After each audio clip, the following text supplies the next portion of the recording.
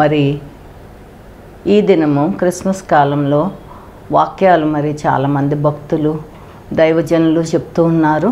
మరి ఈరోజు నేను కూడా కొంచెం ఒక నావెల్ థీమ్ చెప్పాలని నిర్ణయించుకున్నాను. అదేంటంటే ద సింబల్స్ ఆఫ్ క్రిస్మస్. మరి క్రిస్మస్ కాలంలో మనమందరం కూడా ఎన్నో డెకరేషన్స్ చర్చెస్లో ఇళ్లలో చేసుకుంటూ ఉంటాము. ఈ క్రిస్మస్ సెలబ్రేషన్లో ఈ డెకరేషన్స్ అన్నీ ఎందుకు పెట్టుకుంటాము, వాటికి కొన్ని సంకేతాలు, చిహ్నాలు, గుర్తులు ఉన్నాయి.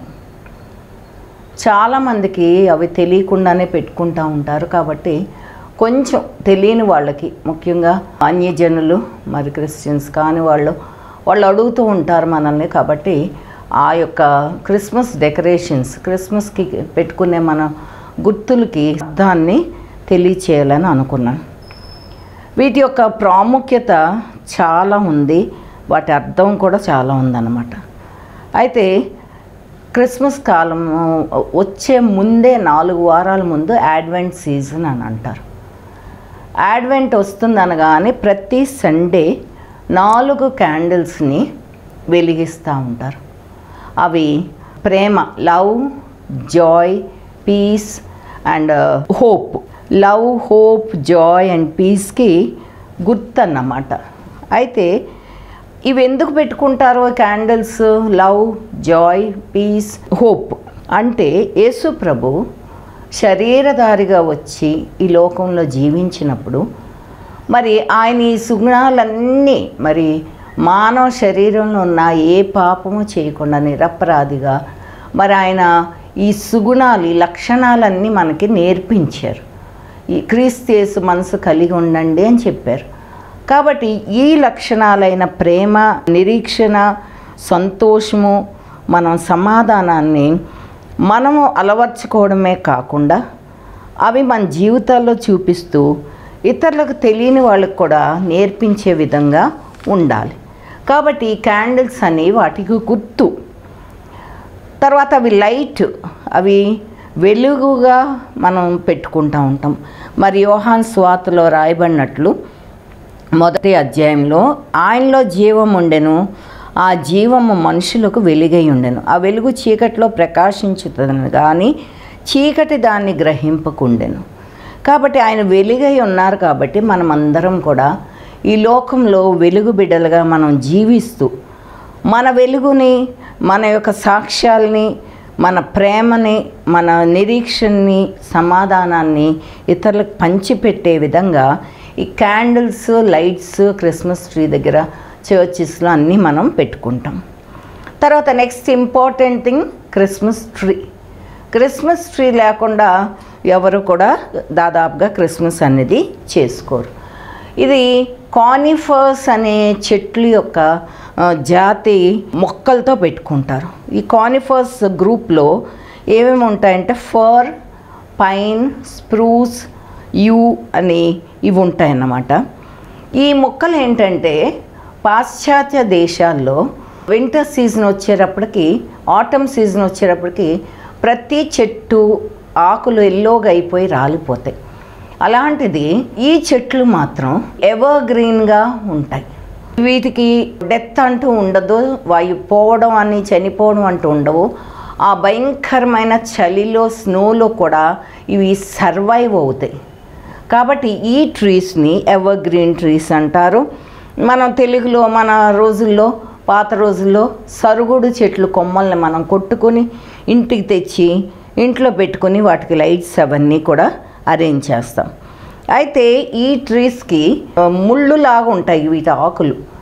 వీటికి ఫ్లవర్స్ ఉండవు, ఒక్కటే కోన్స్ అని చెప్పేసి కాయలే ఉంటాయన్నమాట.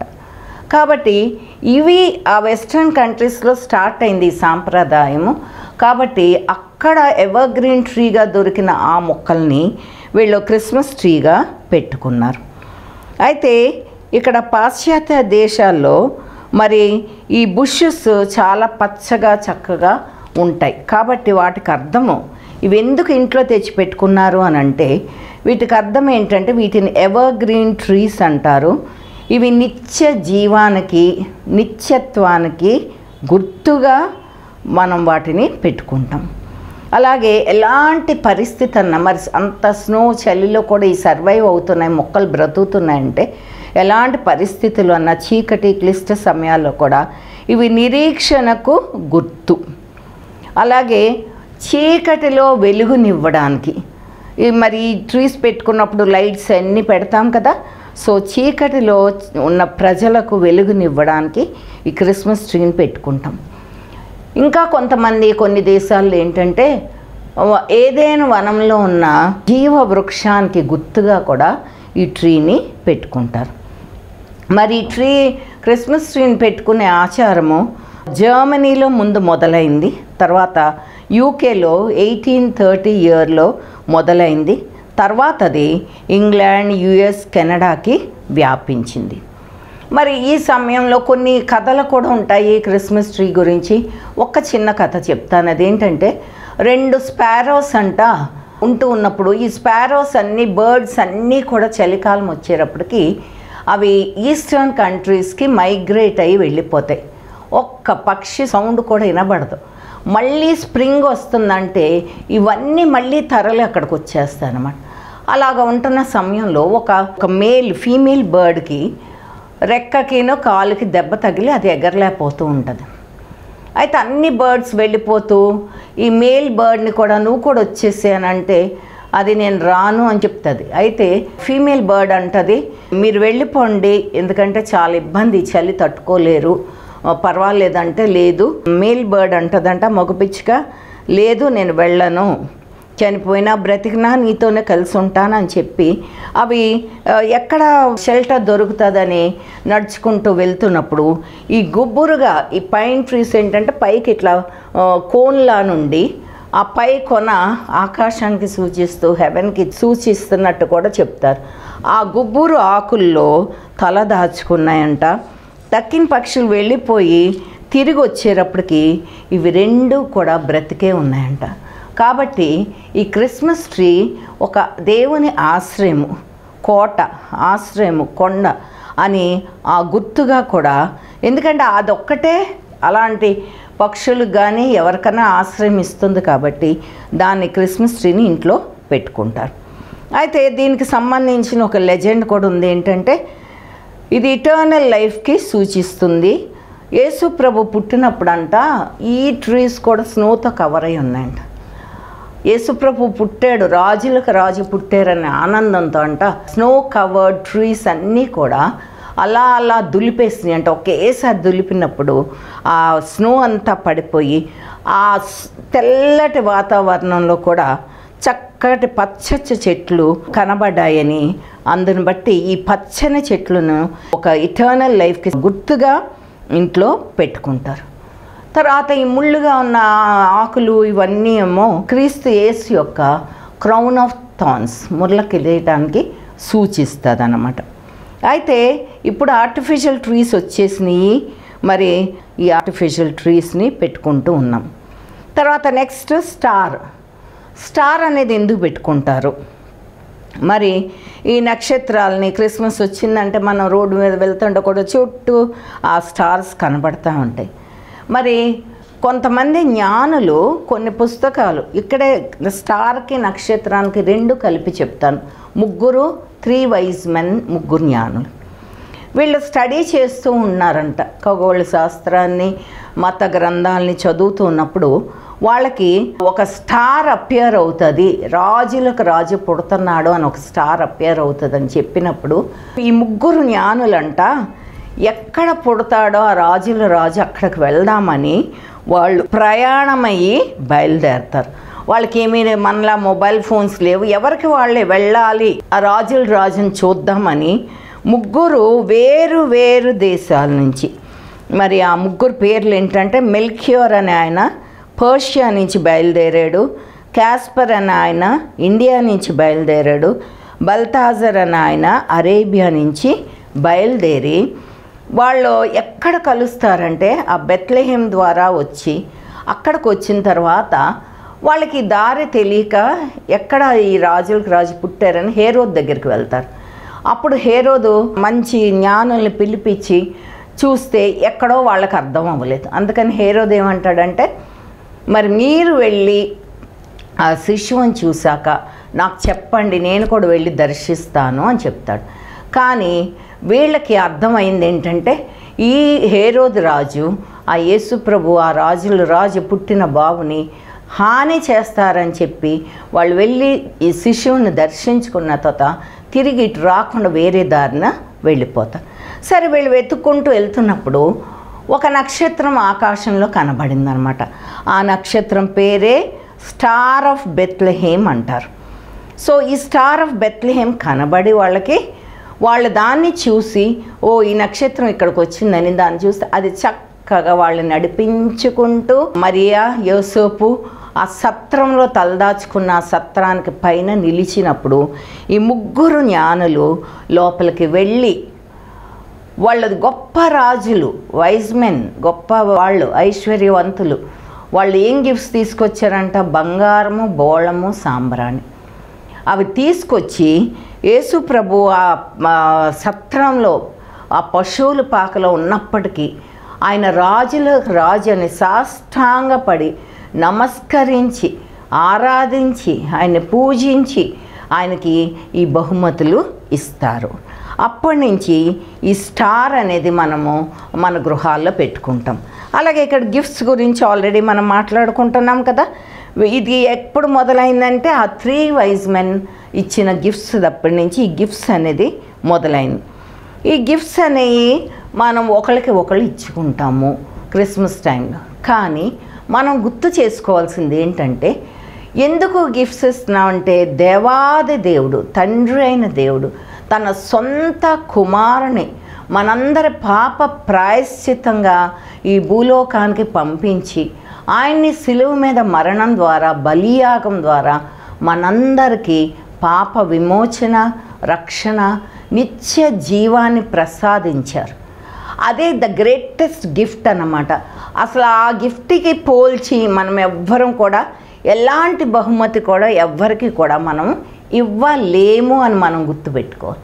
సో ఆ గిఫ్ట్ని గుర్తు చేసుకుంటూ, ఎలా అయితే ఆ రాజులకు రాజు పుట్టినందుకు మనందరికీ సంతోషము, మన పాపాలకి విమోచన వచ్చిందో ఆ సంతోషాన్ని గుర్తుపెట్టుకొని మనము కూడా ఇతరులను జ్ఞాపకం చేసుకుంటూ మనకున్న దాంట్లో ఇతరులకి షేర్ చేసి ఇతరులకి జాయ్ అనేది ఇవ్వడానికి, ఆనందాన్ని ఇవ్వడానికి మనము ఒకరికొకరు గిఫ్ట్స్ని ఇచ్చుకునే సాంప్రదాయం వచ్చింది.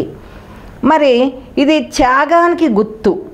దేవుడు ఎంత సొంత కుమార్ని ఎందుకు పంపించారు? దేవుడు లోకాన్ని ఎంతో ప్రేమించి తన సొంత కుమార్ని మన కొరకు ఇచ్చారనమాట. అది యోహాను 3:16 రాయబడి ఉంటుంది. ఇక్కడ ఒక చిన్న స్టోరీ చెప్తాను.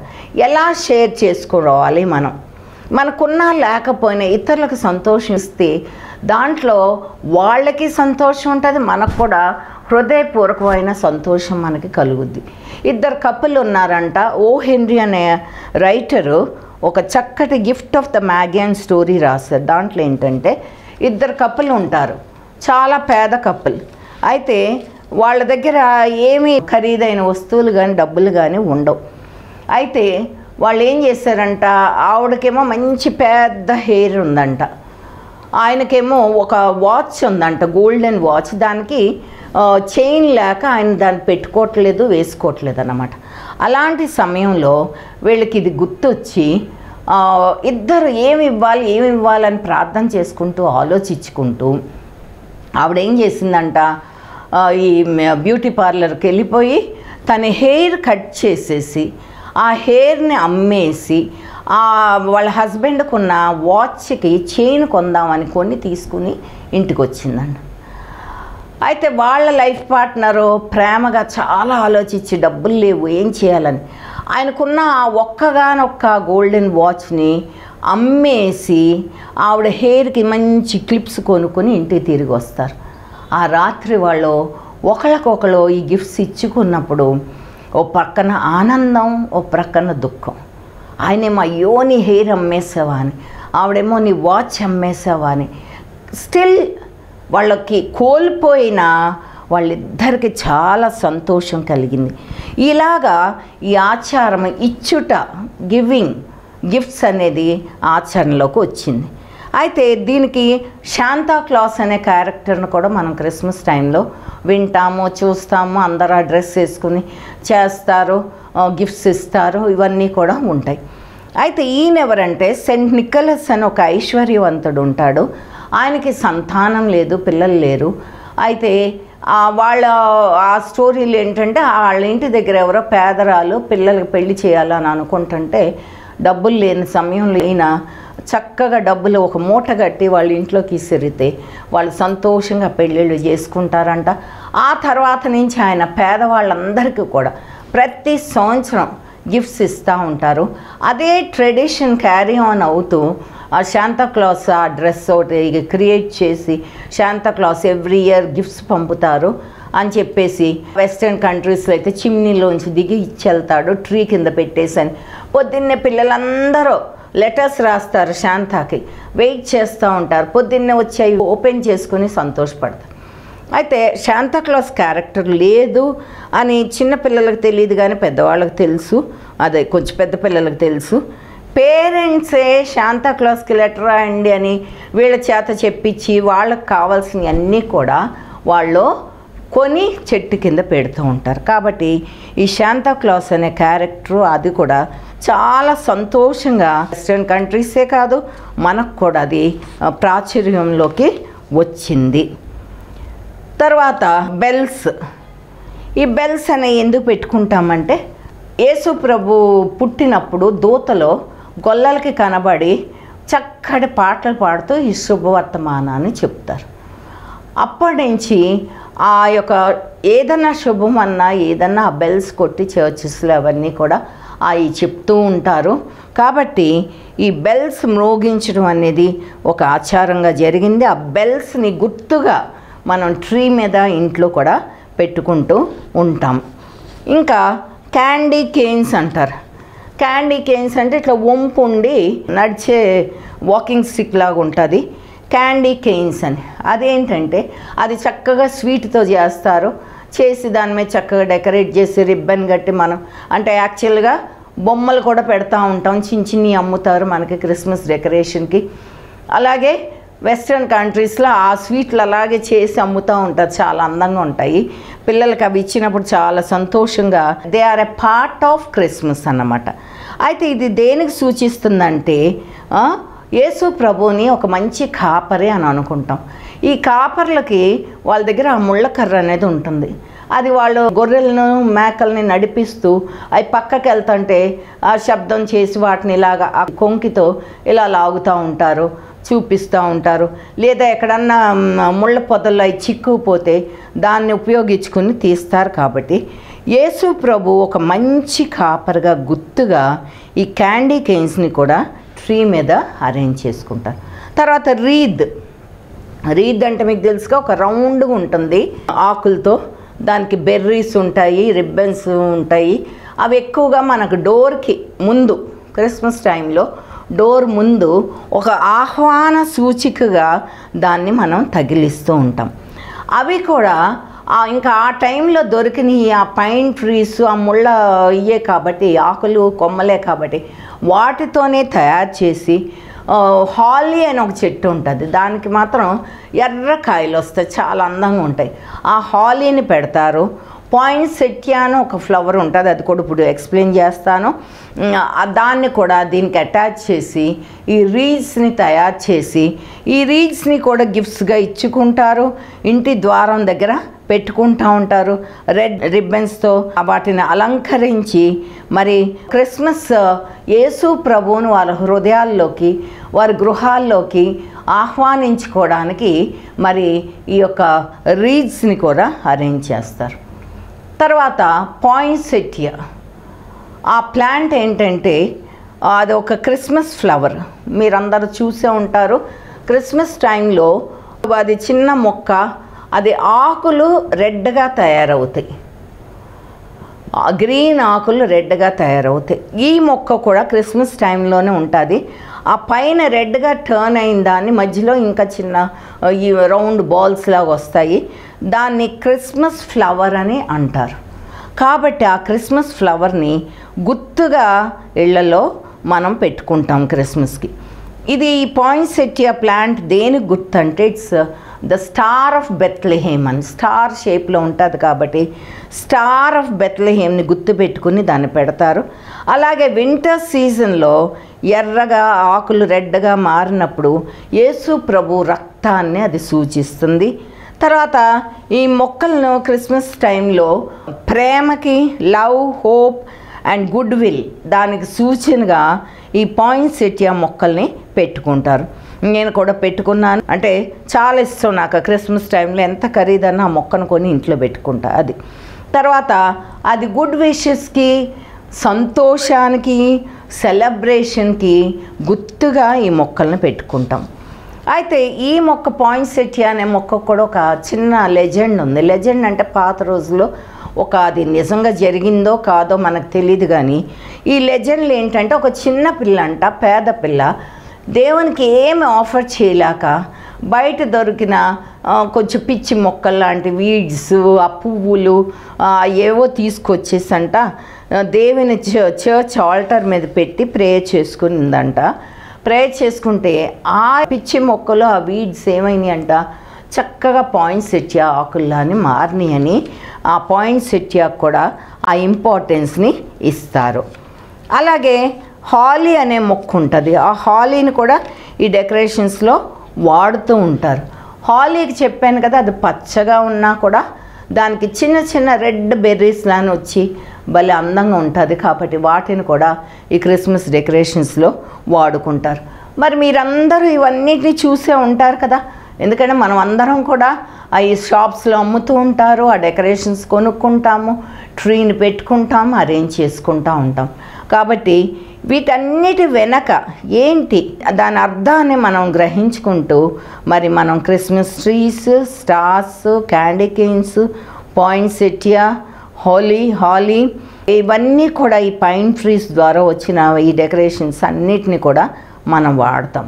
మరి ఈ ప్రేమ, నిరీక్షణ, సంతోషము, సమాధానం అనే లక్షణాలని మనము గుర్తు చేసుకుంటూ మనం దేవుడు మనకి నేర్పించిన వాటిని ఆచరణలో పెట్టాలి.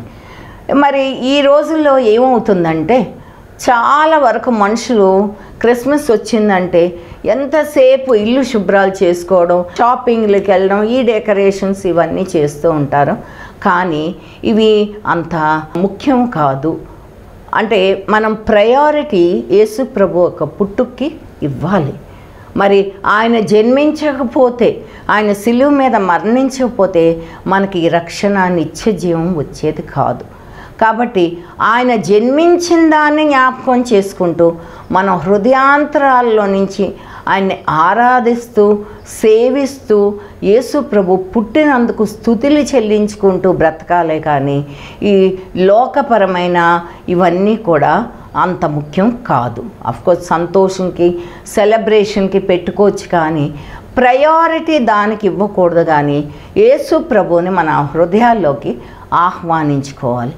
ఇంకా చాలామంది పూర్తిగా దేవుణ్ణి వారి హృదయాల్లోకి ఆహ్వానించుకోకుండా మరి పౌలు భక్తుడు అంటారు మొదటి కొరింథీయుల గ్రంథంలో, ఇంకా పాలునే తాగుతున్నారు కానీ మీరు సాలిడ్ ఫుడ్ తినట్లేదు.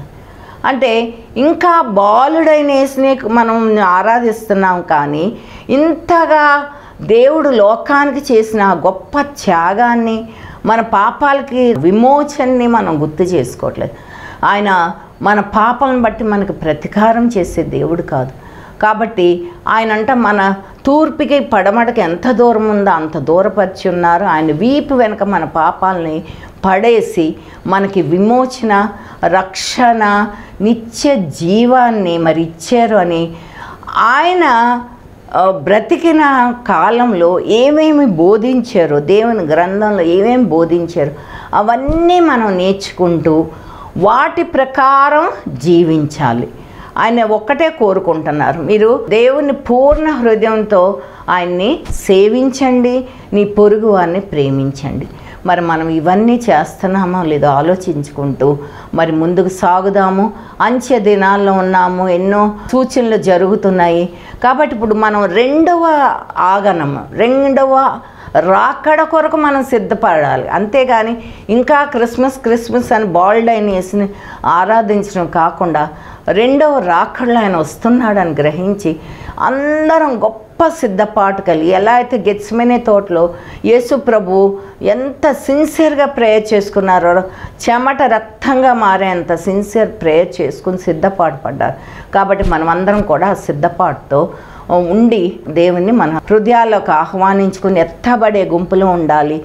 పరలోక స్వాస్యాన్ని మనం సంపాదించుకోవాలని సిద్ధపడదాం. మీకు అందరికి వందనాలు. Wish you all happy Christmas. And దేవుడు మనందరినీ సజీవుల లెక్కలో ఉంచి ఒక నూతన సంవత్సరంలోకి మనల్ని ప్రవేశపెట్టాలని కోరుకుంటూ మీకు అందరికి ఆశీర్వాదాలు కోరుకుంటూ ముగిస్తున్నాను. Thank you. చిన్న ప్రార్థన చేసుకుందాం. మహాపరిశుద్ధుడు అయిన మా పరలోక తండ్రి, దేవా ప్రభా, నాకు ఇచ్చిన ఈ అవకాశాన్ని బట్టి నీకు వందనాలు స్తోత్రాలు చెల్లిస్తున్నాను ప్రభా. విన్న ప్రతి ఒక్కరి హృదయాన్ని నీవు తాకండి ప్రభా నాయన తండ్రి.